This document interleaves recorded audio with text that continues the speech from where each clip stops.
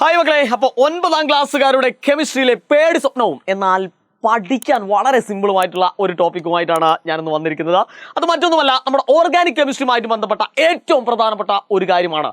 ഒരു കാര്യം ഞാൻ ഉറപ്പിച്ച് പറയാം, ഈ ഒരൊറ്റ കാര്യം നിങ്ങൾ മനസ്സിലാക്കി കഴിഞ്ഞാൽ ഓർഗാനിക് കെമിസ്ട്രി ഇനിയൊരു പ്രശ്നവുമല്ല എന്ന് ഞാൻ ആണയിട്ട് എന്ത് ചെയ്യാണ് ഉറപ്പിച്ച് പറയുകയാണ്. അതുകൊണ്ട് എന്ത് ചെയ്യുക, ഈ വീഡിയോ ആദ്യം മുതൽ അവസാനം വരെ നിങ്ങൾ വൃത്തിയായിട്ടും ക്ഷമയോടുകൂടിയും കാണുക. ഓക്കെ, അപ്പം നമ്മൾ ഇതിനകത്ത് ഏറ്റവും പ്രധാനമായിട്ട് നമ്മൾ മനസ്സിലാക്കേണ്ടത് ഒരു കാർബൺ എന്ന് പറയുമ്പോൾ ആ കാർബണ് 4 ഹൈഡ്രജനുമായിട്ടാണ് എന്ത് ചെയ്യുക സമ്പർക്കം വരുന്നത്. 4 ഹൈഡ്രജൻ നിർബന്ധമാണ് കാർബൺ. ഇല്ലെങ്കിൽ കാർബൺ എന്താണ് ഒരു വല്ലാത്ത പ്രശ്നമാണ്. കാരണം കാർബണിന്റെ വാലൻസി അഥവാ സംയോജകർ 4ആണ്. അപ്പം 4 കൂട്ടുകാർ ഇവന് വേണം അല്ലെ. എവിടെയൊക്കെയാണ് ആ കൂട്ടുകാരൻ്റെ? ഒന്ന് തലയ്ക്ക് മുകളിൽ, ഒന്ന് സൈഡിൽ, ഒന്നിങ്ങനെ. അപ്പൊ ലെഫ്റ്റ് റൈറ്റ് മുകളിൽ താഴത്ത് ഇങ്ങനെ ഒരു കാർബണിന്റെ 4 ദിശകളിലായിട്ട് എന്ത് ചെയ്യുന്നുണ്ട്, ഹൈഡ്രജൻ വരുന്നുണ്ട്. അപ്പൊ ഇവിടെയൊക്കെ നമുക്ക് ആരെ ഫിറ്റ് ചെയ്യാം? ഹൈഡ്രജനെ ഫിറ്റ് ചെയ്യാം. ഇതാണ് ശരിക്കും ഒരു കംപ്ലീറ്റ് കാർബൺ എന്ന് പറയുന്നത്. അപ്പൊ കാർബണിന് ചുറ്റും എത്ര ആളുകൾ ഉണ്ടാവും? 4 ഹൈഡ്രജനുകളെ ഇങ്ങനെ നമ്മൾ എന്ത് ചെയ്യുന്നുണ്ട്, സെറ്റ് ചെയ്ത് വെച്ചിരിക്കുന്നുണ്ട്. എവിടെയൊക്കെയാ? മുകളില്, താഴത്ത്, ലെഫ്റ്റ്, റൈറ്റ്. അപ്പൊ എവിടെ നിങ്ങൾ കാർബൺ കണ്ടു കഴിഞ്ഞാലും അതിന്റെ ചുറ്റുവട്ടം നിങ്ങൾ നോക്കിയിരിക്കണം. എവിടേക്കാ നോക്കണത്? മുകളിൽ നോക്കണം, അടിയിൽ നോക്കണം, ഇടത്ത് നോക്കണം, വലത്ത് നോക്കണം. ഇത് കൃത്യമായിട്ട് ഓർത്ത് വെക്കണം. ഓക്കെ, അപ്പൊ ഇതാണ് കാർബൺ. ഇതിനെയാണ് നമ്മൾ ഹൈഡ്രോ കാർബൺസ് എന്ന് വിളിക്കാം അല്ലെ. ഹൈഡ്രജനും ഉണ്ട്, കാർബണും ഉണ്ട്. അതിനെയാണ് നമ്മൾ ഹൈഡ്രോ കാർബൺസ് എന്ന് പറയുന്നത്. വളരെ സിമ്പിൾ അല്ലെ. അപ്പൊ നമ്മളോട് ഒരു സാധാരണയായിട്ട് ചോദിക്കാം, നിങ്ങൾ 9ാം ക്ലാസ്സുകാരോട് ചോദിക്കാറുള്ളത് എങ്ങനെയാണ് സ്ട്രക്ചറൽ ഫോർമുല എഴുതുക എന്നുള്ളതാണ് ഒന്നാമതായിട്ട് ചോദിക്കാം. Structural formula. Okay, structural formula എങ്ങനെയാണ് ഇത് നമ്മൾ എഴുതാൻ പഠിക്കണം. അഥവാ ഇതിനെയാണ് നമ്മൾ മലയാളത്തിൽ ഘടനാവാക്യം എന്ന് പറയുന്നത്. കൃത്യമായിട്ട് പഠിക്കാം, വളരെ ഈസി ആയിട്ട് നമുക്ക് പഠിക്കാം അല്ലെ. ഇതാ കേട്ടോളൂ. ഞാനിവിടെ ഒരു 3 കാർബൺ എഴുതി എന്ന് വിചാരിക്കുക. ഓക്കെ, ഇതിൻ്റെ ഒക്കെ ഇടയിൽ ഞാൻ ഏകബന്ധനം ഇട്ടു. എന്നിട്ട് മക്കളോട് പറയും ഇതിന്റെ ബാക്കിയുള്ള ഹൈഡ്രജൻ ഒന്ന് ഫില്ല് ചെയ്യാൻ പറയും. അപ്പം നിങ്ങൾ എന്ത് ചെയ്യണം എന്നറിയോ? ഓരോ കാർബണുകളെ സൂക്ഷിച്ച് നോക്കുക. ഈ കാർബൺ നോക്കിക്കഴിഞ്ഞാൽ ഞാൻ നിങ്ങൾ എന്താ പറഞ്ഞതാ, ഒരു കാർബൺ നോക്കിക്കഴിഞ്ഞാൽ അതിന്റെ മുകളില്, അടിയിൽ, ഇടത്ത്, വലത്തൊക്കെ നോക്കാൻ പറഞ്ഞില്ലേ. അപ്പൊ ഈ കാർബൺ മാത്രം നിങ്ങൾ എടുത്ത് നോക്കൂ. ഇവിടെ ഒരു വരയേ ഉള്ളൂ അല്ലെ. അപ്പൊ നമുക്ക് ഇവിടെ ഒരു വരടാം, ഇവിടെ ഒരു വരടാം. ആഹാ, സെറ്റ് അല്ലെ. അപ്പൊ ഈ കാർബൺ ചുറ്റും എന്തായി? 4 എണ്ണമായി. നമ്മൾ നേരത്തെ വരച്ച ഈ കോലത്തിലായിട്ട് മാറി. ഇവിടെയൊക്കെ നമ്മൾ ആരെ ഫിറ്റ് ചെയ്ത് കൊടുക്കുക? ഹൈഡ്രജനെ ഫിറ്റ് ചെയ്ത് കൊടുക്കുക. ക്ലിയർ ആണല്ലോ മക്കളെ. അടുത്ത കാർബണിലേക്ക് കയറിക്കോളൂ. അടുത്ത കാർബണിലേക്ക് കയറുമ്പോൾ ഈ കാർബൺ ആണ് നമ്മളെ കഥാനായകൻ. ഇടത്തും വലത്തും കൂട്ടുകാരുണ്ട് അല്ലെ. അതായത് ഇടത്തും വലത്തും കൂട്ടുകാരുണ്ട്. ഇനി എവിടെയൊക്കെയാണ് വേണ്ടതാ? മുകളിൽ വേണം, അടിയിലും വേണം അല്ലെ. അവിടെയും നമ്മൾ ഹൈഡ്രജനെ ഫിറ്റ് ചെയ്യുക. സിമ്പിൾ പരിപാടിയാണ്. ഇനി അടുത്ത കാർബണിലേക്ക് നോക്കുക. ഈ കാർബണെ നോക്കിക്കഴിഞ്ഞാൽ അവിടെ ഒരൊറ്റ വരയെ കാണുന്നുള്ളൂ. ബാക്കി 3 വര നമ്മൾ ഇട്ട് കൊടുക്കുന്നു. സെറ്റ് അല്ലെ. ഇവിടെയൊക്കെ നമ്മൾ ഹൈഡ്രജനെ ഫിറ്റ് ചെയ്യുന്നു. ഇതിനെ ഇങ്ങനെ കുന്തവും കോലും ആയിട്ട് ചെയ്യുന്ന പരിപാടിക്കാണ് നമ്മൾ എന്ത് പറയുന്നത്? ഘടനാവാക്യങ്ങൾ എന്ന് പറയുന്നത്. ക്ലിയർ ആണല്ലോ മക്കളെ? ക്ലിയർ ആണല്ലോ.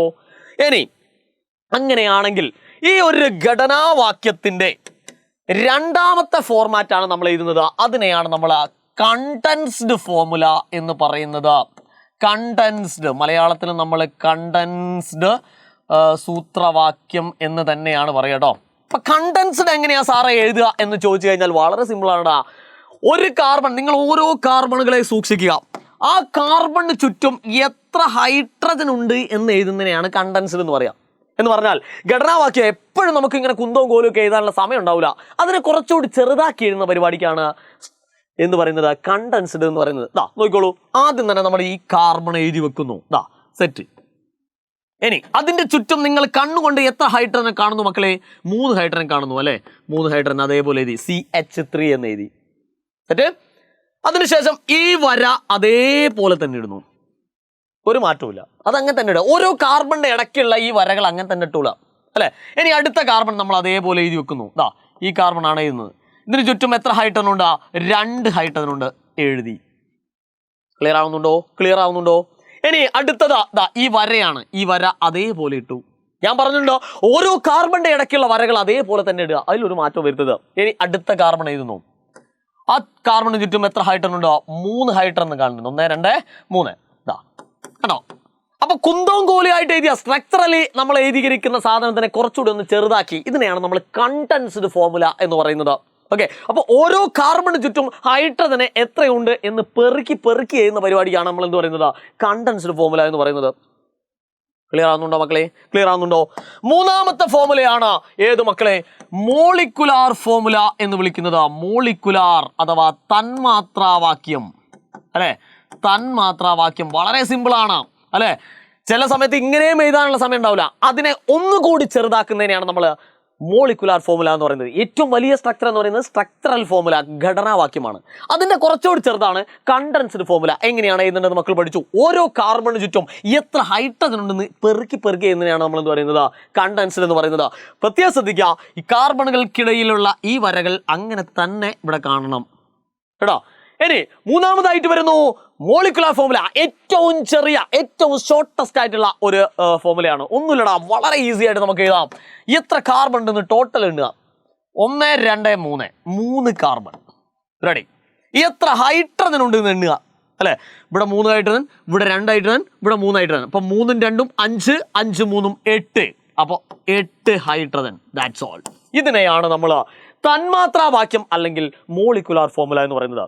ഈ ഒരൊറ്റ കാര്യം കൃത്യമായിട്ട് നിങ്ങൾ പഠിച്ചു കഴിഞ്ഞാൽ ഈ ചാപ്റ്ററിലെ ഏത് കാര്യവും നിങ്ങൾക്ക് എന്ത് ചെയ്യാം, ഏത് കാര്യവും നിങ്ങൾക്ക് ഈസി ആയിട്ട് എഴുതാം. ഓക്കെ, അപ്പോൾ ഒരു കാരണവശാലും മറക്കരുത്, സ്ട്രക്ചറൽ ഫോർമുലയും കണ്ടൻസ്ഡ് ഫോർമുലയും മോളിക്കുലാർ ഫോർമുലയും, ഘടനാവാക്യവും കണ്ടൻസ്ഡ് വാക്യവും തന്മാത്രാവാക്യവും മറന്നു വരുന്നത്. ഇതിലേതെങ്കിലും ഒന്ന് തരും, എന്നിട്ട് മറ്റൊന്നിലേക്ക് മാറ്റാനുണ്ടാവും. ചിലപ്പോൾ അത് സ്ട്രക്ചറലി തരും, എന്നിട്ട് കണ്ടൻസിലേക്ക് മാറ്റാനുണ്ടാവും. അപ്പോൾ അങ്ങോട്ടും ഇങ്ങോട്ടും കൃത്യമായിട്ട് എഴുതാൻ നിങ്ങളെ ഈ ഒരു വീഡിയോ സഹായിക്കും.